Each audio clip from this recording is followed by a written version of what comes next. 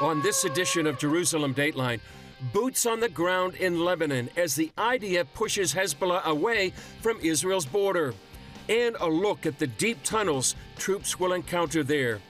Plus, the genius of Israel, CBN's new documentary exploring the strengths of Israeli culture and how it dodges some of the problems plaguing other countries. All this and more coming up on this edition of Jerusalem Dateline. Hello and welcome to this edition of Jerusalem Dateline. I'm Chris Mitchell.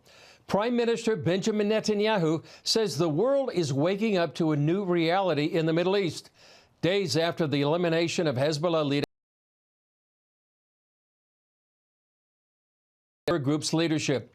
It's also carrying out long-range strikes against the Houthis in Yemen. After eliminating Nasrallah and most of the Hezbollah leadership, Israeli jets continue targeting the remaining leaders, including a strike deep into the heart of Beirut early Monday. Netanyahu says Israel will continue attacking the terror group and taking on other threats in the region. We're changing the strategic reality in the Middle East. Changing the balance of power brings with it the possibility of creating new alliances in our region because of a simple reason, because we're winning. Our enemies and our friends return to see Israel as it really is, a strong country, a determined country, a powerful country. Netanyahu explained why Israel targeted the Hezbollah leader. Nasrallah was not another terrorist. He was the terrorist. He was the axis of the axis, the central engine of Iran's axis of evil. He and his people were the architects of the plan to destroy Israel. Islamic jihadists and their allies are mourning Nasrallah's death and swearing revenge. In the Iranian parliament and on the streets of Tehran, shouts of death to Israel rang out. We want retaliation, a quick retaliation. We will definitely take revenge for Hassan Nasrallah's death. Throughout Israel and even other parts of the Middle East, many celebrated. Israelis danced in Dimona, and Syrian rebels who've long been targeted by Hezbollah in Syria set off fireworks and celebrated. Israel is also carrying out powerful attacks on the Houthis in Yemen after they tried to hit Ben Gurion Airport this past weekend as Netanyahu returned from addressing the United Nations. In a veiled threat to Iran, the Israeli military chief of staff says the Jewish state can reach any enemy, no matter how distant. We know how to reach very far. We know how to reach even farther, and we know how to strike there with precision. In the U.S., the Biden administration is still calling on Israel to put the brakes on in Lebanon to avoid all-out war. Can an all-out war in the Middle East be avoided? It has to do. We really have to avoid this. Former Secretary of State Mike Pompeo disagrees. We should be saying plain and clear, finish the job. Nasrallah would be alive today if the Biden administration ceasefire had gone into effect. The entire Hezbollah leadership would be alive today if the Israelis had agreed to the ceasefire. The IDF's long-anticipated ground incursion into southern Lebanon began Monday night. The operations are the latest step to free southern Lebanon from Hezbollah and allow Israeli residents of the north to return to their homes after nearly a year of daily rocket attacks. Take a look. IDF troops headed into southern Lebanon Monday, launching localized and limited raids against Hezbollah terror targets that pose the most imminent threat to nearby Israeli communities. Explosions lit up the night sky as the IDF attacked. Hezbollah turned Lebanese villages next to Israeli villages into military bases, all ready for an attack on Israel. Hezbollah had prepared to use those villages as staging grounds for an October 7th style invasion into Israeli homes. The IDF's chief spokesman explained the reason for the invasion. If the state of Lebanon and the world can't push Hezbollah away from our border, we have no choice but to do it ourselves. I want to make it clear. Our war is with Hezbollah, not with the people of Lebanon. Israeli jets are bombing Hezbollah targets throughout Lebanon, including Beirut, where the terror group is headquartered. President Biden told reporters he wants the fighting to stop. We should have a ceasefire now. Thank you. The State Department is pressing for a ceasefire, but acknowledged Hezbollah is to blame for this war, and Israel has a right to end it decisively. It was Hezbollah on the day after October 7th that started launching rocket attacks across the border that have not stopped until this day, and Israel has a right to defend itself against those attacks. So far, Iran is not coming to the aid of their #1 proxy in the region. Observers like former Trump official Jared Kushner believe it's a sign that the regime in Tehran is more vulnerable with Hezbollah weakened. On Monday, Israeli Prime Minister Benjamin Netanyahu delivered a message directly to the Iranian people. When Iran is finally free, and that moment will come a lot sooner than people think, everything will be different. Our two ancient peoples, the Jewish people and the Persian people, will finally be at peace. Iran will thrive as never before.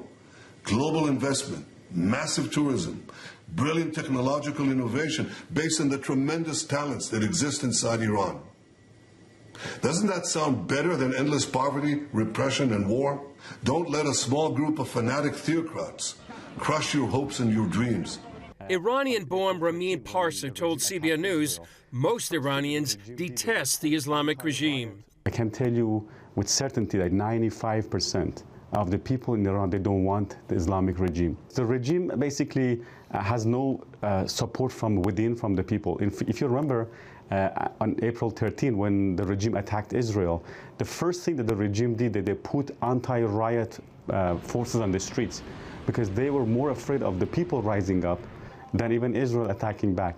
So that's why they were so scared. Chris Mitchell, CBN News, Jerusalem. As Israel continues pushing back Hezbollah in Lebanon, they'll be encountering tunnels just like in Gaza. But these tunnels are deeper and required blasting through bedrock. This next piece from a few years ago shows the underground network Hezbollah made for moving troops, kidnapping victims, and rearming. This is Zarit, a small agricultural community of 250 residents on the Israel-Lebanon border. Above ground, it's quiet and peaceful, but underground, Hezbollah was planning for death and destruction. We're standing in the tunnel right now and just a few feet from the Lebanese border. This tunnel is called Ramia, named after the village where the tunnel began. It was the most difficult for the IDF to discover. It's also the longest and the deepest, the equivalent of a 22-story building built underground. You can see the wind chair on the wall over there, electricity, communications, lighting, and there's a phone that was actually connected for the first day when we exposed the tunnel. The wire was still live. One of our guys jokingly picked it up and asked for anybody to answer on the other side. There was no answer. The workmanship you see here is all done by Hezbollah. This tunnel took years to construct and millions of dollars to build, much of it supplied by Iran. You can see the remains of a rail system that Hezbollah had in place, which is what they used in order to bring equipment up, basically, and also to take all of the debris and rocks and shift it out of the tunnel. This would attach to an electric drill, power drill, that would drill like this, and once it got to the end of the cup itself, they would just pull it out, knock the piece of rock. The tunnel is impressive. It's large enough where hundreds of Hezbollah commandos could have come into Israel with the goal to kidnap or kill. Where we're standing now, you can see behind me, is the last and the highest point that this Hezbollah tunnel got. As you can see, it's only a few meters from ground level. This is the entrance Israel opened into the tunnel. IDF spokesman Lieutenant Colonel Jonathan Conricus told us the tunnel runs almost a mile long and was nearly operational. Operational in the sense of Hezbollah actually having the ability to break out and then to run to the nearest Israeli community. There are two communities here nearby, less than 6 minutes running distance from where we are now. Tunnel warfare expert Daphne Richmond Barak says the value of this type of warfare is priceless for Hezbollah. The potential reward is a major one if only it succeeds, because it neutralizes the technological advantage of the Israeli army. For now, Conricus believes they have found and rendered all the border tunnels useless, either by destroying or filling them with cement. That doesn't mean that we have, even for 1 second, let down our guard and have stopped looking. In the meantime, this massive tunnel represents the persistent determination of Hezbollah to destroy Israel and the IDF's vigilance to stop one of Israel's greatest enemies. CBN's new documentary looks at one of the marvels of human history, how the Jewish people have survived for thousands of years. It's called The Genius of Israel, and director Aaron Zimmerman told us more about it. Aaron Zimmerman, great to be with you. You've got a film called The Genius of Israel. Tell us about it. Well, it's based on a book called The Genius of Israel by the great Dan Sinor and Saul Singer. They wrote a book last year, before the war in Israel, by the way, and they had this question: why are Israelis so happy? Because last year, you know, every year the UN puts out this World Happiness Report, and usually it's all the Scandinavian countries are at the top. But last year they got a surprise. Number 4 was Israel, surrounded by terrorists, surrounded by enemy nations. Okay, what's the deal with this? Why are they so happy?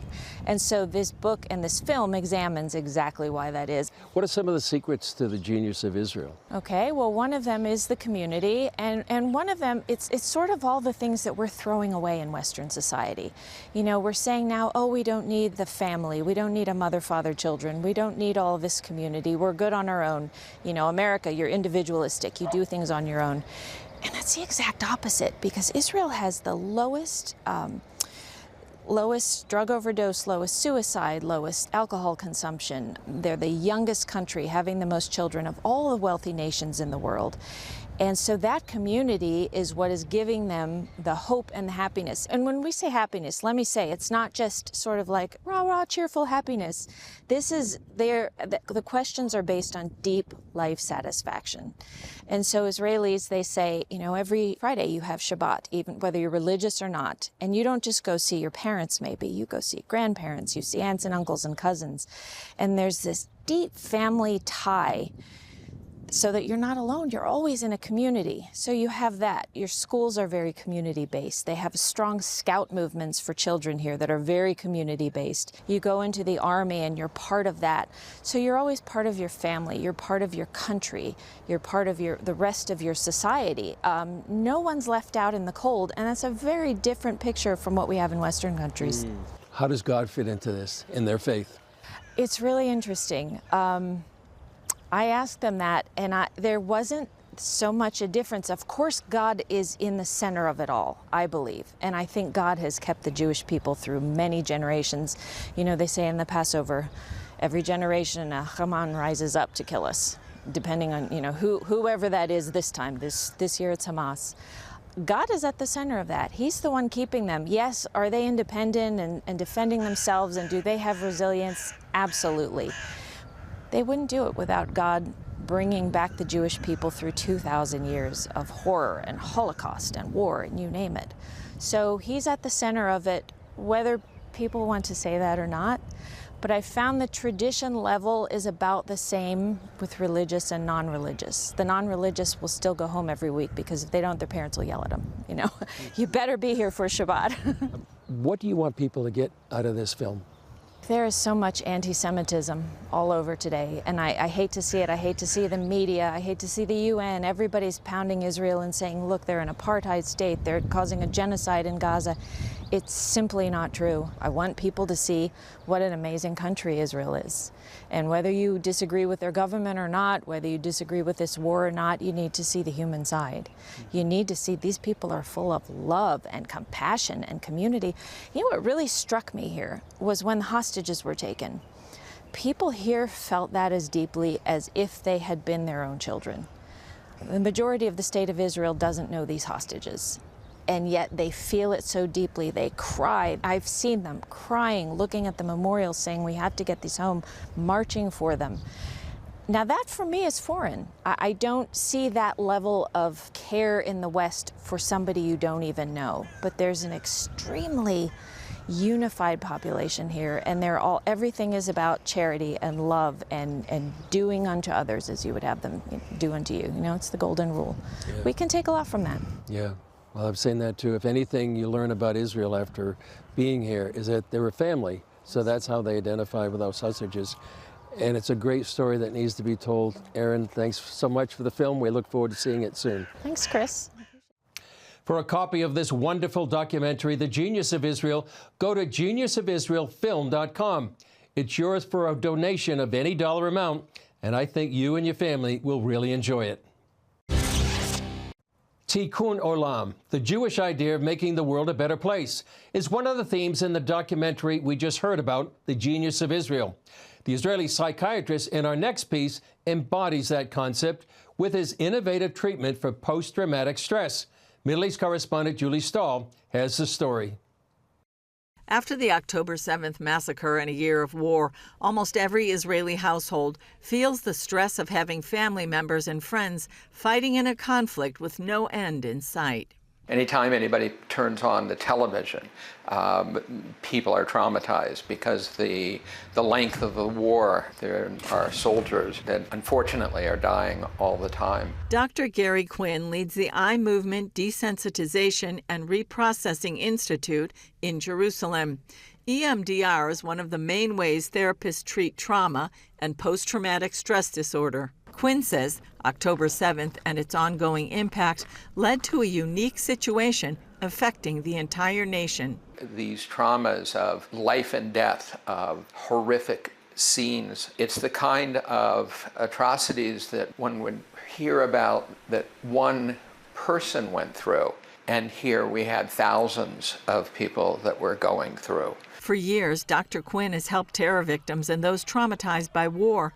Treatment typically begins days following the event, so he pursued an idea for something that could be done immediately. The ISP idea I came up with at a point when nobody was saying you do anything with people in the immediate aftermath of trauma. Quinn explains that this immediate stabilization procedure, or IPS, begins by tapping one's own arms or shoulders or the table while focusing on the fact that they are now safe. That is important because it means that it does not need to be done by a psychologist or a mental health professional, but can also be done by first responders or other people. He tells CBN News the key is quickly bringing people out of a very high level of distress.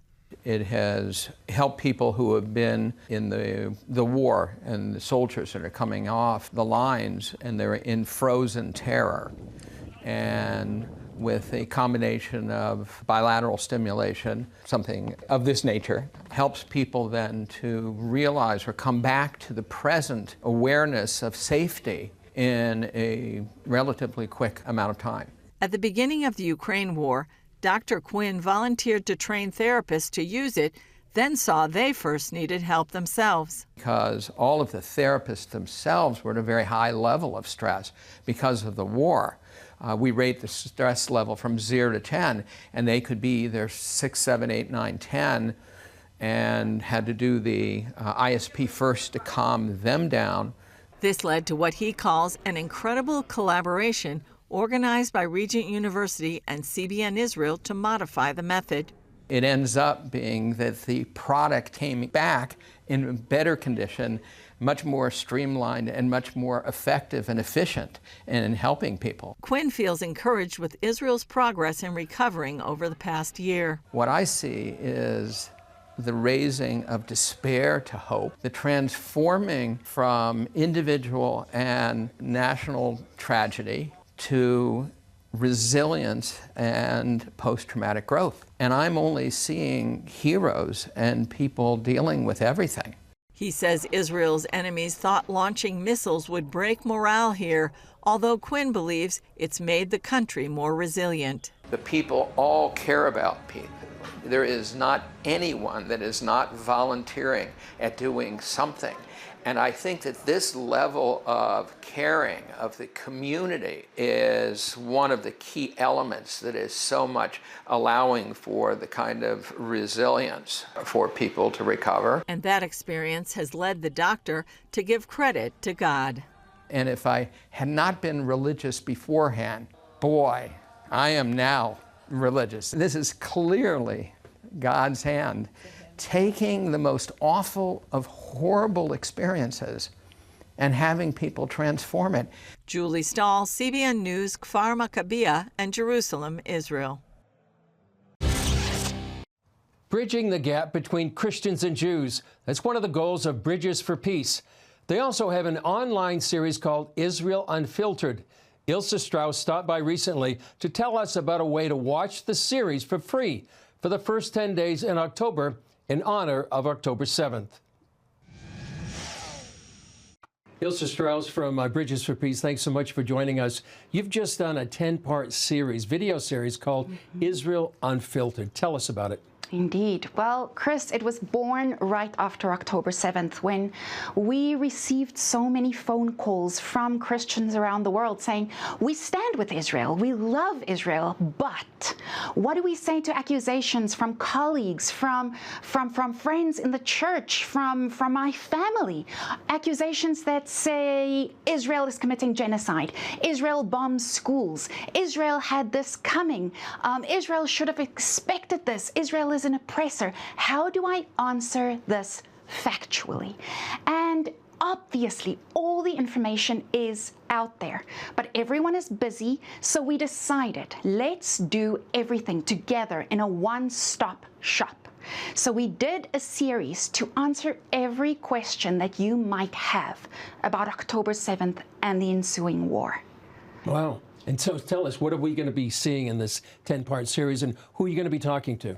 Well, we did interviews with 10 experts, historical experts, military experts, Arab Israelis, Christians, everyone who can give the background, the history of this piece of land that is perpetually in the news. Who owns it? Where do we start counting? How does the Israeli army fight? Are they the most moral army in the world, or baby killers? Hamas, how do they fight? What is their strategy? Then we speak to Itamar Marcus, for instance, about Western mindset as opposed to radical Islamist mindset. And that's a very big disconnect, because we think in our Western mindset, I want my children to grow up, be happy, follow the Lord. That's not the way in a radical mindset. We speak to former Colonel Richard Kemp to unpack the military history and the strategy behind this. We speak to an Arab Israeli who served in the IDF by the name of Yahya Mahamid. We speak to a Palestinian human rights activist by the name of Bassam Eid.